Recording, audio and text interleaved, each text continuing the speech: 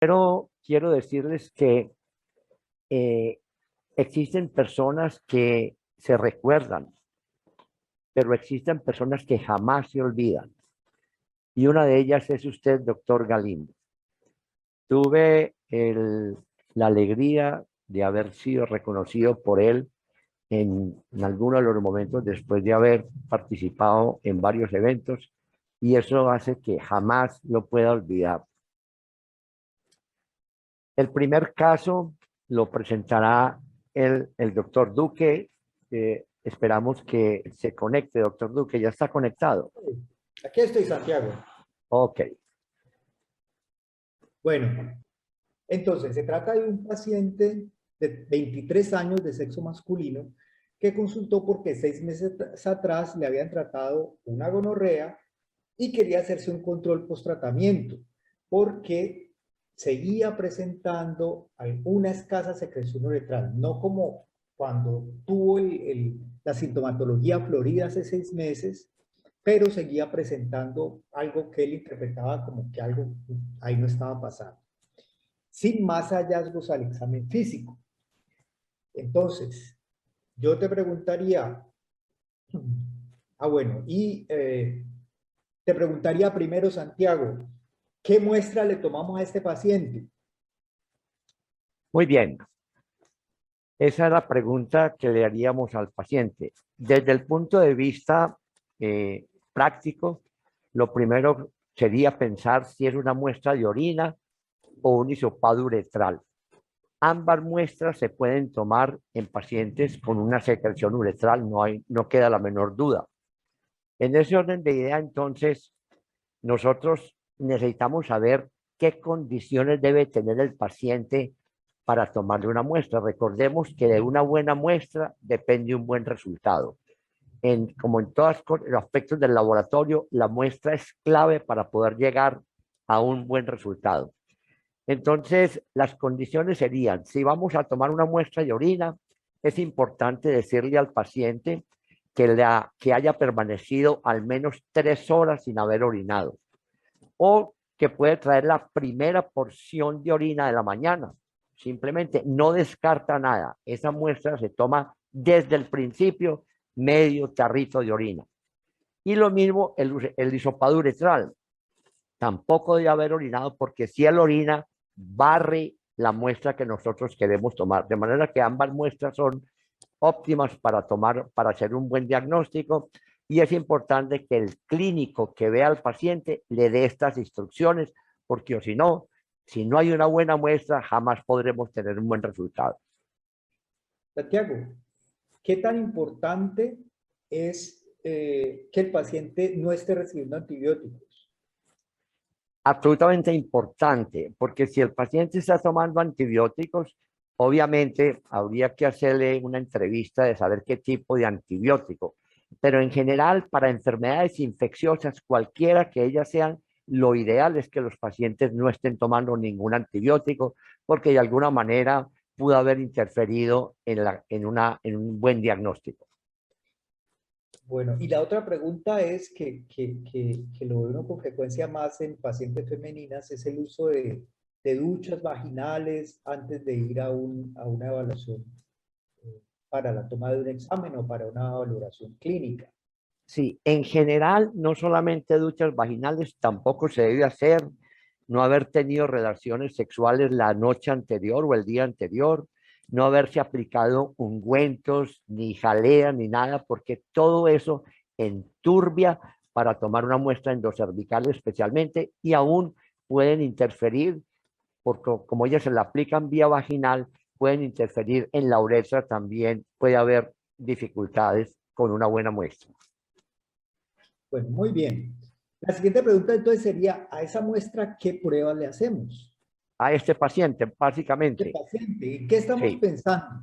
A ver, estamos yo pensando, me vuelvo un poquito al caso y yo te cuento algo. Hasta hace algunos años todavía se hablaba de la uretritis posgonocóxica, que le decían a uno, hombre, eso es un proceso inflamatorio residual y eso no necesita ningún tratamiento. Le decían a uno, entonces o solamente antiinflamatorios y nada más, y entonces, digamos, se obviaba un poco la importancia de identificar un agente infeccioso en un caso como este. Pero entonces, el paciente tuvo una gonorrea hace 6 meses, está con algo, con unos síntomas que no son los mismos síntomas de hace 6 meses, es una escasa secreción uretral. Entonces, pensamos, obviamente, primero en gonorrea, que hubo o un tratamiento inadecuado o una reinfección, que son el 90% de las causas de los pacientes que no mejoran, o, o es otro agente. Entonces, en esa constelación de ideas, ¿qué pruebas le haríamos a esa muestra? Muy bien. En cuanto a la uretritis orgonocócica, existen varias teorías. La primera, hay una que se llama la uretritis del remordimiento. La uretritis del remordimiento son aquellos pacientes que les dio una uretritis, llámese por clamidia, gonococo, micoplasma, lo que tú quieras, y el paciente obsesivamente se sigue comprimiendo la uretra permanentemente porque está muy angustiado. Y eso lleva a una uretritis que se llama uretritis irritativa. De tanto exprimir la uretra, al paciente le sigue saliendo secreción. Lo otro es que Mycoplasma genitalium se le ha atribuido un papel muy importante en lo que se llama uretritis recurrente o persistente. Entonces hay que hacer un estudio completo. Además que todo eso es válido y hay que tenerlo en cuenta, un buen acompañamiento al paciente, darle todas estas instrucciones y ofrecerle un diagnóstico, por lo menos hay que hacer un diagnóstico. El mínimo diagnóstico que debíamos hacer es estudiar esa secreción de todas maneras para descartar que no hubiera ahí otra verdadera uretritis. Entonces a eso le podemos pedir un GRAM, que es una prueba muy buena, y la otra sería, se justificaría hacer un directo en solución salina, en este caso no se justifica. Un cultivo para gonococo, de pronto, dependiendo de lo que de ese GRAM nos parece importante, sin embargo, existe la posibilidad de que el gonococo no se encuentre en la uretritis gonocócica, aunque la tenga, porque como ya fue un tratamiento, un paciente tratado, la posibilidad de encontrar el gonococo, a no ser que se hubiera reinfectado, no es muy importante. Y Además que lo otro, perdón. perdón, Santiago. Además que gonococo es bastante exigente, ¿no? Necesita un medio de cultivo muy enriquecido como el Tiger Martin o el agar chocolate para poder crecer y unas condiciones de toma de muestra muy especiales y de conservación de la muestra muy especiales. Claro que sí, claro que sí. Es importante. Si el cultivo del gonococo es un Tiger Martin, que es un medio selectivo importante, o hacerle una inmunofluorescencia para clamidia, todo esto es posible, pero vamos a tener un orden lógico. Yo creo que el mejor examen para este momento es hacerle un GRAM. Ese GRAM nos va a definir si se trata de una uretritis o no. La sola presencia de polimorfo lo vamos a ver aquí. Bueno, en este caso miremos el resultado. El GRAM mostró abundante reacción leucocitaria. Cuando hablamos de abundante, hablamos de más de 10 polimorfos por campos de alto poder. Hay otra que llama moderada reacción leucocitaria, que están entre 5 y 10, y escasa reacción leucocitaria es cuando son menor de 5 polimorfos. De manera que en este caso estamos hablando de una franca uretritis, pero no se observaron gérmenes. De manera que en ese caso hablaríamos de una uretritis no gonocócica, donde pueden haber varios gérmenes involucrados. De manera que vamos a ver cuál es lo siguiente. ¿Está claro hasta ahí? Sí, claro, Perfecto. clarísimo. Bueno, según el GRAM, ¿cuál es la etiología de esta uretritis? Ya lo habíamos dicho. Entonces, de acuerdo al GRAM, si no hay otro examen para hacer, hablamos de una uretritis no gonocócica, donde el mayor protagonista es Clamidia trachomatis. También puede estar Mycoplasma, también puede estar Trichomonas, y todo eso habría que tenerlo en cuenta pues, si de pronto, como alguna vez hablamos, había que hacerle un abordaje sindrómico. Ureaplasma, ¿no? Entonces, perdón, Ureaplasma ureolítico también estaría ahí. ahí queda una duda con ureaplasma y ahora lo comentamos. Entonces, pudiera ser una uretritis por Mycoplasma genitalium, una Neisseria gonorrea, poco probable, puesto que no se observó y tenía, a pesar de que tenía uretritis. Tricomonas vaginales también pueden estar ahí involucradas. Ureaplasma urealítico, pero después haremos un comentario sobre él. Todas las anteriores, ninguna de las anteriores. No sé, vine a aprender, me acuerdo de esto con el doctor Galindo, que Sí. cuando hacíamos la presentación de casos, esa era una pregunta que uno un día en el selector, entonces decía, no sé, vine a aprender. Si hay gente que nos está mirando, hagan ese ejercicio mentalmente. Se trata pues también de que entre todos pensemos de qué se trata este paciente. De manera que eso es lo que puede ocurrir con esta etiología Ahí, o con este ahí grado. en la lista nos faltó clamidia. No está clamidia. En ese orden de ideas no apareció clamidia. Bueno, vamos a ver lo que le hicimos enseguida a este paciente. A este paciente se le hizo una PCR múltiple. Se tomó la muestra de secreción uretral y miremos lo que encontramos. Tricomona vaginalis, Mycoplasma genitalium, Ureaplasma ureolíticum, Neisseria gonorrea, fundamentalmente. No habíamos encontrado. Además, que le llama a uno la atención que el gonococo esté ahí y la pregunta que uno pudiera hacer es, hombre, ¿qué pasó si le habían dado un tratamiento? Posiblemente el tratamiento fue efectivo, pero quedó o se reinfectó o el tratamiento no fue suficiente y pudo haber quedado no con una tasa de replicación importante, sino que hubiera quedado como un paciente portador de gonococo. Es para mostrarles a ustedes los beneficios que tiene la PCR múltiple. Si le hacemos un estudio tradicional, no podríamos encontrar sino posiblemente clamidia, había que buscarla para hacer una inmunofluorescencia y un cultivo para gonococos, se nos quedarían por fuera Tricomona vaginalis y Mycoplasma genitalium. Hago dos comentarios sobre Ureaplasma urealítico y Ureaplasma parvum. Todavía hay mucha duda de ellos como agentes responsables en la vida diaria. Tienen, parece, algún papel importante en la ruptura prematura de membranas donde pueden ascender a través de esa ruptura y dar pues un problema para el bebé y la señora. De manera pues que como uretritis como tal está muy interrogado todavía. No, simplemente les hago un comentario. Listo. Vámonos para el segundo caso, ¿te Santiago, parece, espera, señor? Santiago, devuélvete un momentico. Es que te quiero hacer una pregunta y un comentario con respecto a este caso que me parecen muy interesantes. Uno es con respecto a la prueba. Hace unos 20 años yo tuve la oportunidad de hacer algunos estudios con pruebas de PCR para ITS. En ese tipo eran individuales por agente.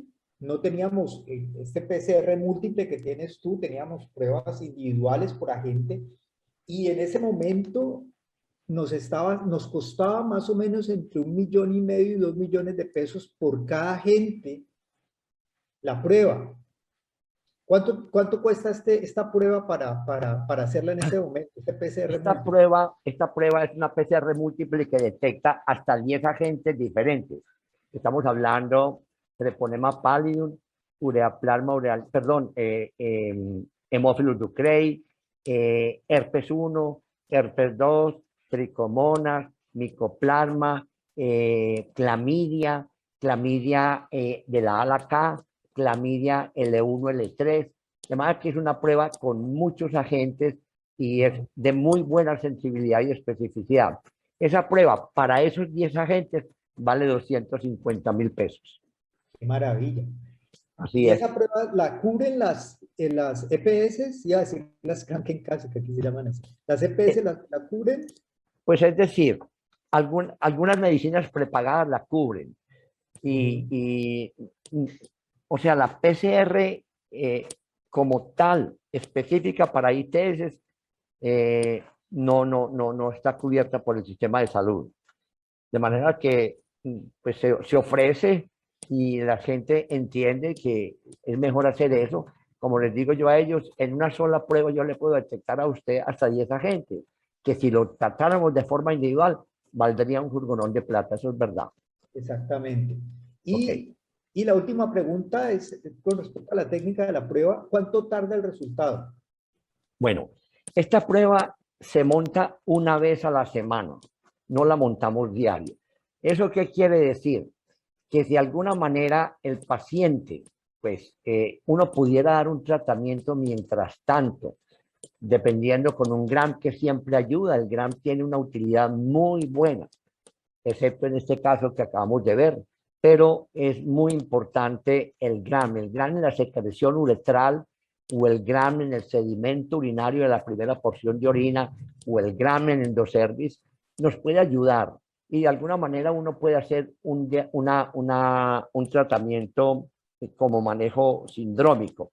Pero lo ideal es tener siempre la etiología de los agentes de transmisión sexual, porque por eso se están viendo tantas resistencias, pienso yo, por un manejo exagerado de antibióticos. Sería esa pues mi propuesta. Bueno, Y el último perdón. comentario antes de pasar al siguiente caso, perdona Santiago, es el tratamiento propuesto en la Guía de Práctica Clínica Colombiana, en la cual tú y yo tuvimos la oportunidad de participar, eh, incluye ceftriaxona, que cubre Neisseria, doxiciclina, que cubre micoplasma y ureaplasma, y tinidazol, creo que es el tercer medicamento que cubre tricomonas vaginalis. O sea que este paciente, si le hubieran tratado conforme a la guía de práctica clínica colombiana, hubiera quedado bien tratado. Pues sí, definitivamente sí, pero como te digo, lo ideal, yo creo que esa guía es muy buena para un primer nivel de atención y me parece importante el manejo sindrómico y esa es una propuesta de la Organización Mundial de la Salud. Y a pesar de eso, uno le puede dar un tratamiento también presuntivo que cubra gonococo, clamidia, por lo menos esos dos que en el 50% de los pacientes pueden estar juntos.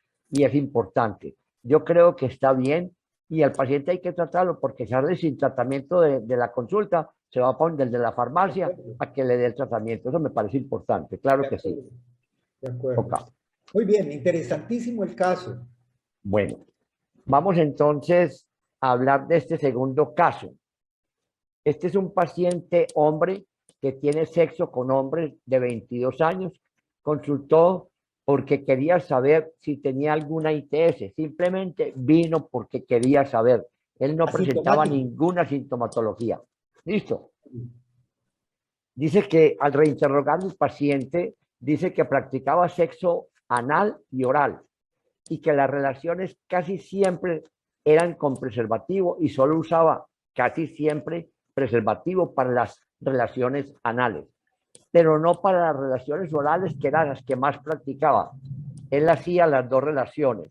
Él decía que por la parte anal, él de pronto no tenía duda porque normalmente siempre usaba preservativo, pero las relaciones orales, que eran las que más quería, practicaba, obviamente nunca usaba preservativo.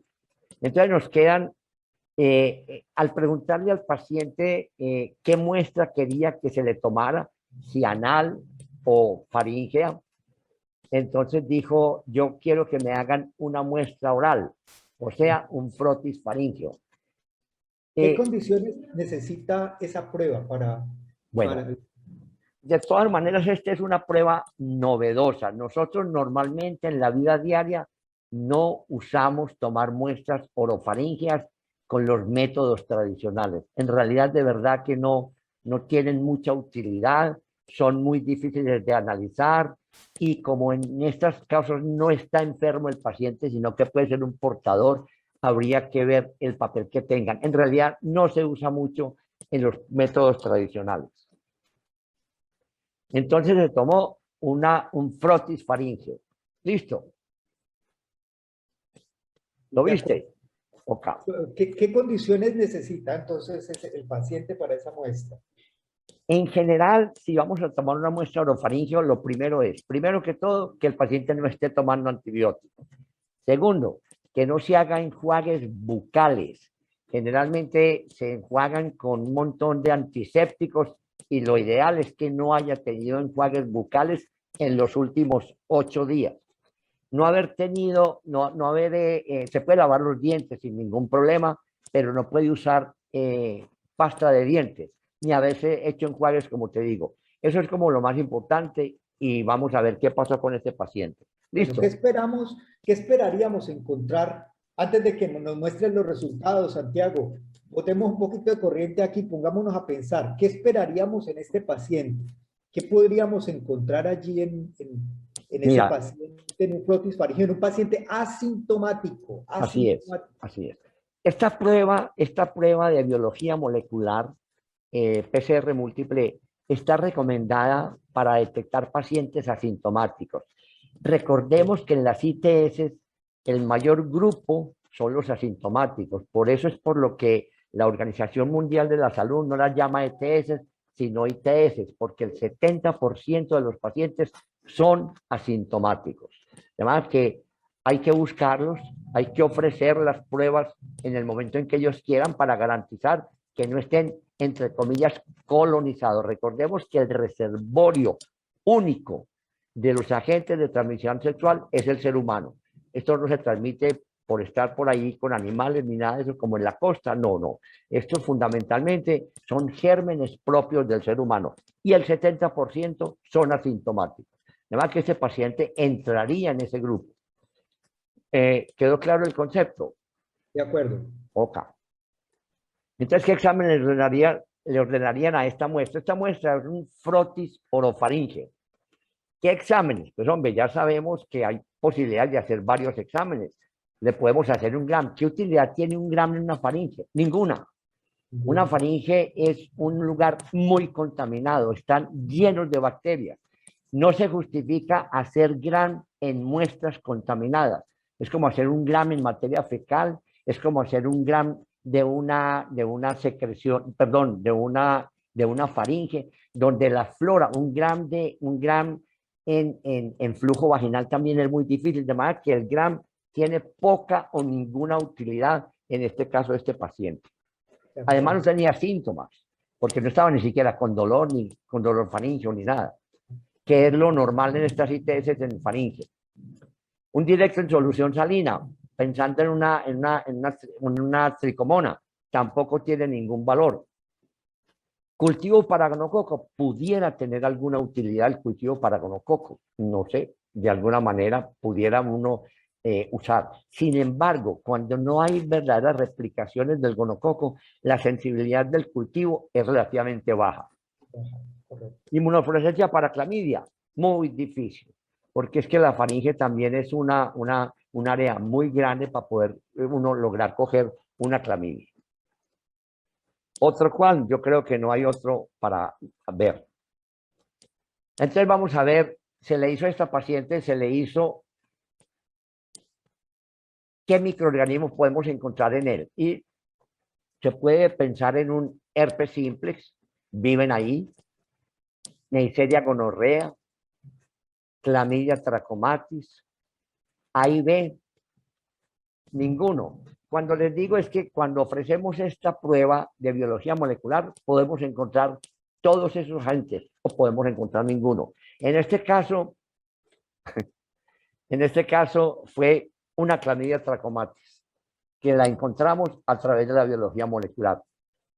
Cuando ocurrió este caso, que lo traje porque ocurrió hace un tiempito, ya han aparecido otros 2 casos donde hubo inclusive un caso que encontramos un paciente con una clamidia trachomatis y un herpes 1, de manera que también sirven.